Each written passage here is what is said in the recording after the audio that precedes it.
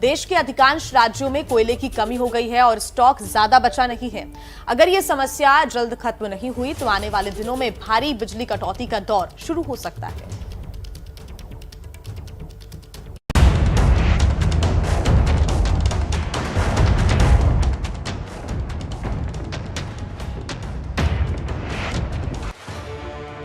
तो देश में कोयले की आपूर्ति ठप हुई तो घरों की बत्ती गुल हो गई और परेशानी में सिर्फ लोग ही नहीं बल्कि देश का लगभग हर राज्य है। और चिंता कितनी बड़ी है इसे ऐसे समझिए कि केंद्रीय गृह मंत्री अमित शाह को बैठक बुलानी पड़ी। बैठक में बिजली मंत्री आर.के. सिंह और कोयला मंत्री प्रहलाद जोशी शामिल हुए। एनटीपीसी, बिजली मंत्रालय और कोयला मंत्रालय के अधिकारी भी तलब किए गए।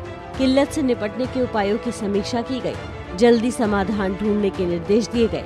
सरकार का दावा है कि समस्या चंद दिनों की है, जल्दी खत्म हो जाएगी। लेकिन सच ये भी है कि देश भर के करीब 170 बिजली उत्पादन संयंत्रों में महज 4 दिनों का ही रिजर्व स्टॉक बचा है और हालात नहीं सुधरे तो बिजली कटौती बढ़ेगी। हालांकि ऐसी चुनौती हर साल आती है।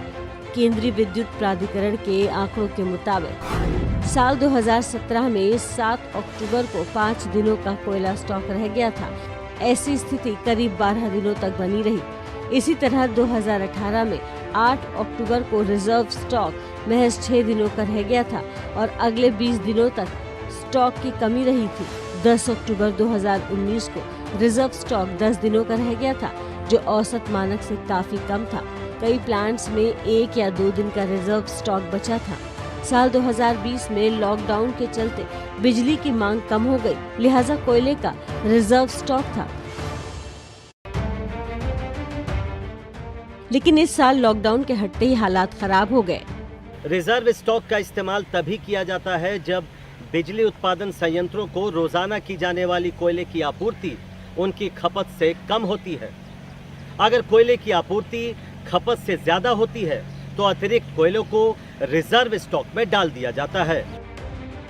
सरकार का दावा है कि सब कुछ जल्द ही ऑल इज वेल होगा। रेनी सीजन के पहले हम स्टॉकिंग करते हैं, तो अब पिछले रेनी सीजन के पहले हमने जून तक स्टॉकिंग किया, 17 दिन का स्टॉक था। उसके बाद फिर बारिश आई, तो बारिश में कोल माइंस फ्लडेड हो जाती है, प्रोडक्शन बंद हो जाता है, तो हमारा जो रिजर्व स्टॉक है वो चलता है। अब वही चल रहा है, अभी 4.5 दिन का बचा है। लेकिन फिर जैसे ही अक्टूबर खत्म होगा, डिमांड कम होगा, फिर हमारा स्टॉक बढ़ने लगेगा, बल्कि अब बढ़ना शुरू हुआ। सरकारी दावे अपनी जगह, लेकिन सच्चाई ये है कि कई राज्यों में 6 से 10 घंटे तक बिजली की कटौती हो रही है। लोग परेशान हैं और सरकारें लाचार।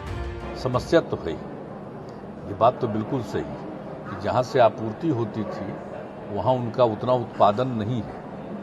कोई कारण है जिसके चलते ये स्थिति है।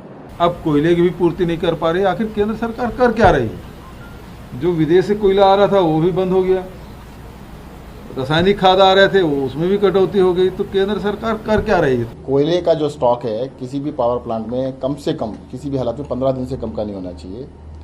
वैसे तो 20 से 30 दिन का स्टॉक होना चाहिए। ज़्यादातर प्लांट्स में 1 से 2 दिन 3 दिन का स्टॉक बचा है। मध्य प्रदेश में जितनी बिजली की मांग है उतनी आपूर्ति हो रही है। कोयले के संकट में निश्चित रूप से कोयले का स्टॉक कम है, परंतु हमारा ने ढुलाई के लिए 8 लाख मेट्रिक टन कोयला के लिए टेंडर कर दिए हैं। अंतर्राष्ट्रीय बाजार में कोयले की कीमतों में जबरदस्त तेजी आई है। इसकी वजह से कोयले के आयात में भी कमी दर्ज की गई है, जिससे बिजली का संकट और बड़ा हो गया है।